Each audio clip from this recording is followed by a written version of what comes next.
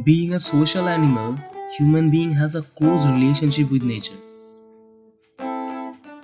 Nature not only helps us to survive, but also brings beauty to our surroundings. Nature is our sole supplier.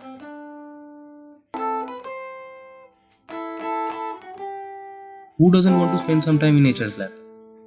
To avoid our solitude, nature can be a best companion.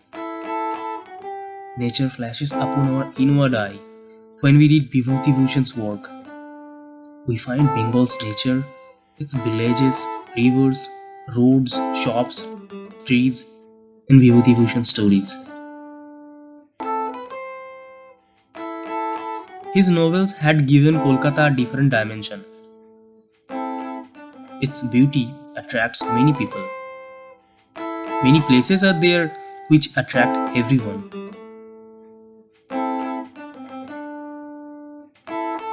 Among those places, Rabindra Sarovar Lake, which was previously known as Dhakuria Lake, is another great attraction to everyone.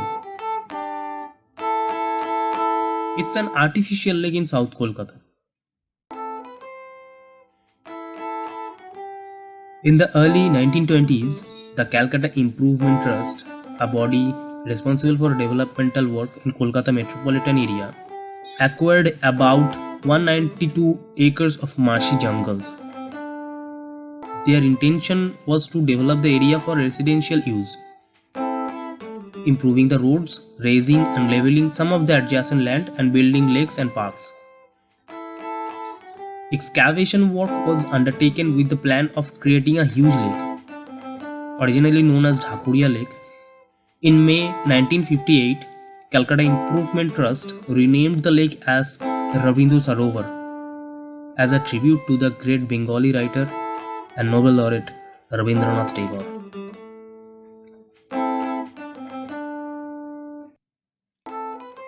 "73 acres are covered by water, while shrubs and trees, some of which are more than 100 years old, occupy the rest of the area." A partial tree census in 2012 recorded 50 different species. In the winter, one can spot some migratory birds around the lake, though the numbers are dwindling now because of the rise in pollution level. The only Japanese Buddhist temple in Kolkata is located on the southern fringe of the Rabindra Sarovar. To the north is a football stadium known as Rabindra Sarovar Stadium. Mukta Manch, Nazrul Manch are situated here. There are some cannons lying on the lake's west bank that were found during the excavation in the early 20s and written by the Calcutta Improvement Trust for beautification. It is believed that they were used by Nawab Siraj ud Dowla, the last independent ruler of Bengal.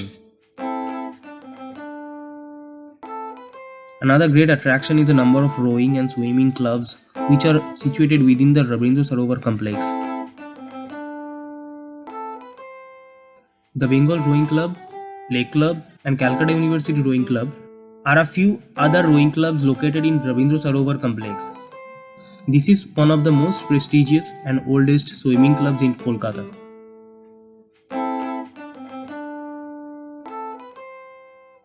Like a majority of artificial lakes in the country, Rabindra Sarovar is suffering environmental degradation. Water pollution is on the rise, owing to an increase in tourist flow and habitation around the lake. A number of people come for a walk around the lake in the morning or in the evening to enjoy the fresh air. Many visit the sunrise point to offer their prayers to the sun. Some do jogging. It's a great destination for a couple.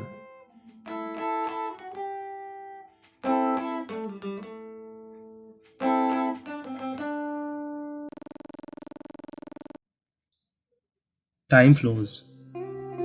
Everything changes with time.